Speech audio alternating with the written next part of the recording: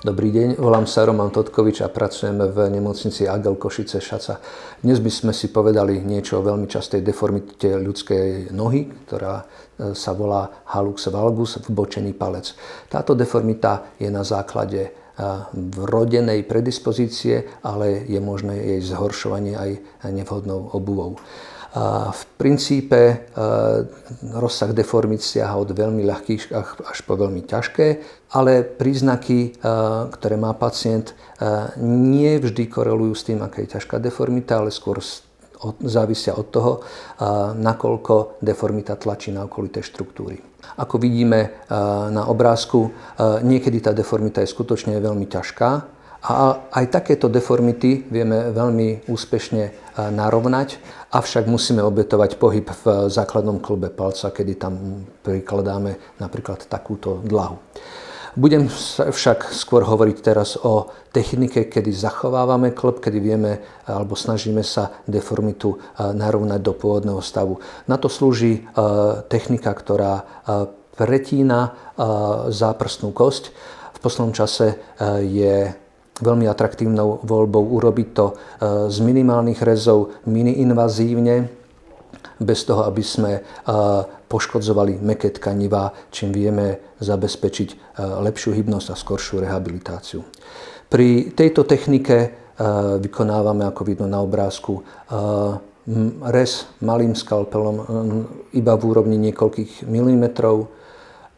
Vyčistíme alebo očistíme si kosť od mäkkých tkanív špeciálnym prístrojom a zavádzame takúto frézu kostnú, ktorá je charakterizovaná tým, že je veľmi silná, ale má málo otáčok. To znamená, že nespôsobuje nám poškodenie kosti teplom a umožňuje potom dobré a rýchle hojenie kosti po jej prerezaní.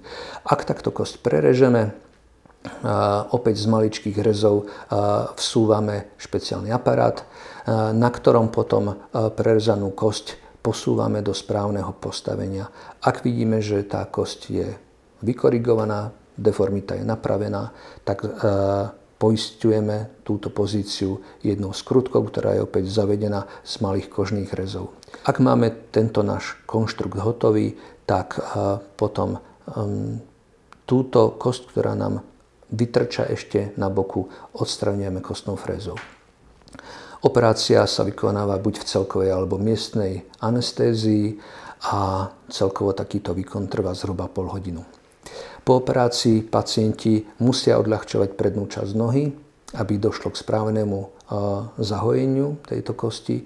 A toto odľahčovanie v takejto pooperačnej topánke trvá zhruba 4 až 5 týždňov. Hneď na prvom preveze rana vyzerá zhruba takto. Obväzy sú aj častokrát prekrvácané. Keď ich dáme dole, vidíme tu modrinu, ale vidíme len takéto maličké ranky. Hneď na prvom preveze nakladáme potom tejpovaciu bandáž a inštruujeme pacienta, aby si vedel sám vyjazať palec do správneho postavenia. Toto tejpovanie sa vykonáva počas prvých 8 týždňov. Tu vidíme, ako vyzerá takáto noha asi na 4. týždeň. Vidíme, že tie rany sú pekne zahojené. U tejto pacientky bola vykonaná aj korekcia spadnutej klenby a aj poškodenia klbostrednej časti nohy, takisto z malých rezov. Táto technika, aj keď je mimoriadne šetrná, má svoje komplikácie. Bohužiaľ, opuch pretrváva štandardne zhruba 3 mesiace. Zriedkavo môže pretrvávať aj dlhšie. Infekčné komplikácie sú veľmi zriedkavé, avšak stále hrozia. Hrozí nám nezahojenie kosti, zahojenie kosti v zlom postavení. Hrozí nám aj v istom malom percente návrat deformity, poranenie nervu, alebo je nutné vybrať skrutku. Napriek týmto komplikáciám ide o veľmi šetrnú a úspešnú operáciu, ktorou vieme narovnať aj relatívne ťažké deformity.